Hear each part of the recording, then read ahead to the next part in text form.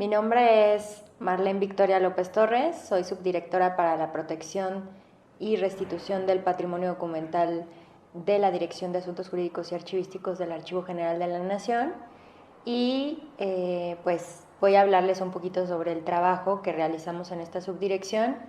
Para empezar, es importante que conozcan que el Archivo General de la Nación tiene facultades en materia de preservación del patrimonio documental, de conformidad con lo dispuesto en el artículo 105 de la Ley General de Archivos. En ese sentido, esa facultad originaria que establece la ley, de alguna manera tiene que bajar a las atribuciones que tienen los directores de área o las unidades administrativas. En ese sentido, la Dirección de Asuntos Jurídicos y Archivísticos tiene atribuciones para proteger y recuperar el patrimonio documental de la nación que ha salido de alguna manera pues ilícitamente, ya sea del Archivo General de la Nación o incluso de otras instituciones archivísticas del país, pues tiene, digamos que esta facultad también dentro de las disposiciones que establecen el Estatuto Orgánico del Archivo General de la Nación. En ese sentido, esta facultad es delegada a nuestro titular, el maestro Marco Palafox, quien actualmente ocupa el cargo, y desde que él llegó a esta dirección, pues fue determinante en implementar acciones novedosas, porque nuestra Ley General de Archivos pues es una disposición que se publicó en el Diario Oficial de la Federación en el año 2018 y entró en vigor en el año 2019. Realmente no es una ley que sea muy antigua. Entonces, bueno, a partir de estas nuevas disposiciones es que se pueden generar nuevos precedentes y en ese sentido nuestro titular se ha enfocado mucho en que las acciones de esta subdirección se encuentren encaminadas en generar precedentes para la recuperación del patrimonio documental, pero también para la identificación de este, ¿no? Vamos a ver que la normatividad, de manera genérica, establece 4 tipos de, digamos, de categorías de cómo se puede identificar el patrimonio documental. La primera categoría son los documentos históricos, y esta categoría, digamos que se determina de conformidad con un proceso que llevan los sujetos obligados para la identificación de los valores secundarios de la documentación que generan, ¿no? Esa es la, digamos que está regulado igual en la Ley General de Archivos, y es como los archivos pues hacen una selección de la documentación que hacen y determinan que vaya a un archivo histórico cierta documentación y otra documentación, bueno, la dan de baja, ¿no? Entonces, esa sería la primera categoría. La segunda categoría que tenemos es la de monumentos históricos. Nuestra Ley General de Archivos establece en el artículo 86 que se determinan como patrimonio documental de la nación aquellos documentos de archivo que estén considerados y que se encuentren previstos en la Ley Federal sobre Monumentos y Zonas Arqueológicos, Artísticos e Históricos. En ese sentido, pues esta sería nuestra segunda categoría, la que esta ley determine que, digamos, que son monumentos históricos. Tenemos nuestra cuarta categoría, que es respecto a aquellos documentos que el Archivo General de la Nación determine emitir una declaratoria a través de un procedimiento administrativo bastante complejo que está previsto en su reglamento, y que, bueno, después de pasar una serie de procedimientos se determina que ciertos documentos pueden ser patrimonio, o más bien son patrimonio documental de la nación. Nuestra cuarta categoría es aquella que determina que se considera patrimonio documental aquellos documentos que sean valorados así por los organismos constitucionales autónomos. Entonces, en ese sentido, pues estas, digamos, autoridades tienen esa autonomía para determinar pues cuál va a ser este tipo de bienes, ¿no? Y bueno, como ya les comentaba, en ese sentido nuestro titular ha determinado generar pues ciertos precedentes, principalmente para la identificación de la segunda categoría que les comentaba, que es la de monumentos históricos, considerando que la Ley Federal sobre Monumentos prevé disposiciones genéricas respecto a lo que considera como monumento histórico. Tiene dos fracciones, la segunda y la tercera, que se vinculan. El artículo 36 de esta ley tiene dos fracciones que se vinculan con los documentos, ¿no? Con el patrimonio documental. La fracción segunda es bastante clara, ya que habla de archivos, de manuscritos que sean generados por las oficinas de la federación, las entidades federativas, municipios, ¿no? Casas curales, etcétera. Digamos que de alguna manera están pues claramente previstos cuando un documento es parte de un archivo. Pero en la fracción tercera habla sobre los documentos o manuscritos que fueron creados entre el siglo XVI y el XIX, y te dice que sean raros, también pueden ser libros, manuscritos, libros impresos generados en este periodo, que además sean raros o que sean relevantes para la historia de México.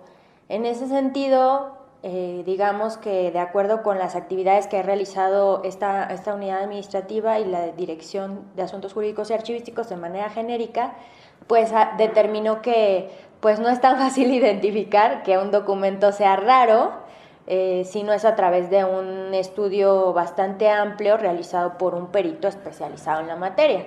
Y eso, el hecho de generar estudios especializados en la materia, pues genera mucho tiempo y muchos recursos de esta institución pública, ¿no? No es una estrategia operativa, tan operativa, digamos, para la recuperación o identificación de patrimonio. Sabemos que en materia penal, la persecución de un delito y cuando se identifica un delito, los tiempos pues son muy relevantes para tanto la recuperación como la persecución o la identificación del caso, ¿no? Entonces, pues realmente el hecho de que se tardara tanto tiempo en identificar estos documentos empezó a generar una preocupación para esta unidad administrativa.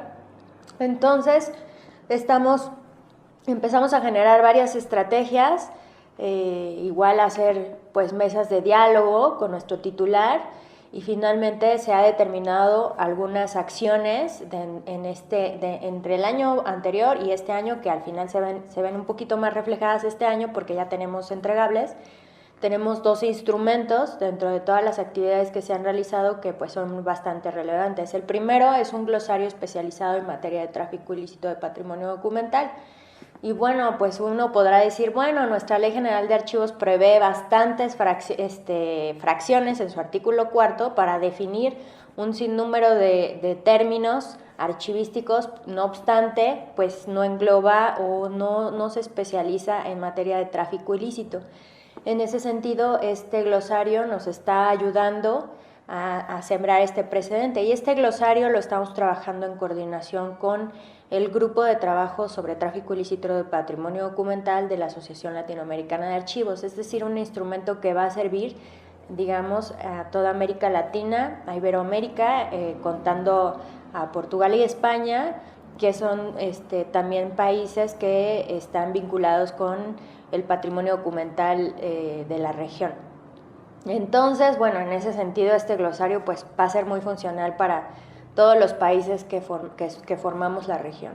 Ahora, tenemos un segundo proyecto en esta materia, que es un test argumentativo para la identificación del patrimonio documental de la nación. Este test se trabaja, bueno, o digamos que impacta de manera nacional, ¿no?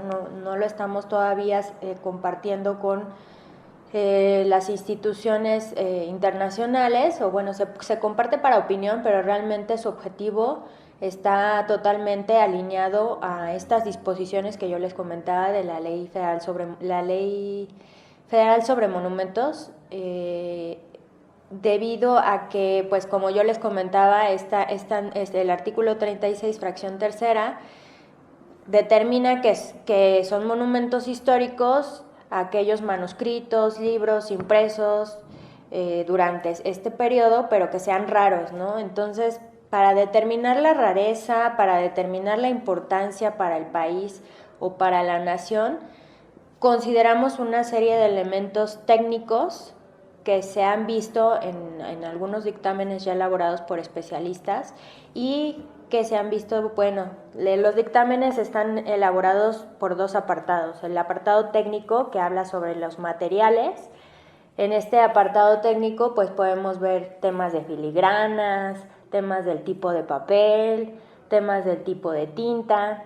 Incluso pues hemos identificado algunos documentos que llegan a tener materiales muy raros como oro, ¿no? Entonces toda esta identificación, digamos, que se hace en este test argumentativo y nos ayuda a, digamos, que mientras más elementos se reúnan en el documento, digamos que el test le va asignando mayor puntuación, hasta que determina que, pues de acuerdo con la puntuación, si se considera patrimonio documental de la nación, o bien el documento no reunió los puntos requeridos, bueno, podría entrar dentro de documentos privados de interés público, o bien podría entrar hasta la última categoría, que realmente esa última categoría es para los documentos que no están protegidos por la Ley General de Archivos. No están protegidos por la norma y por tanto pues no les invertimos un recurso que es como, digo, finalmente el test es una herramienta que complementa los dictámenes, ¿no? Los dictámenes técnicos.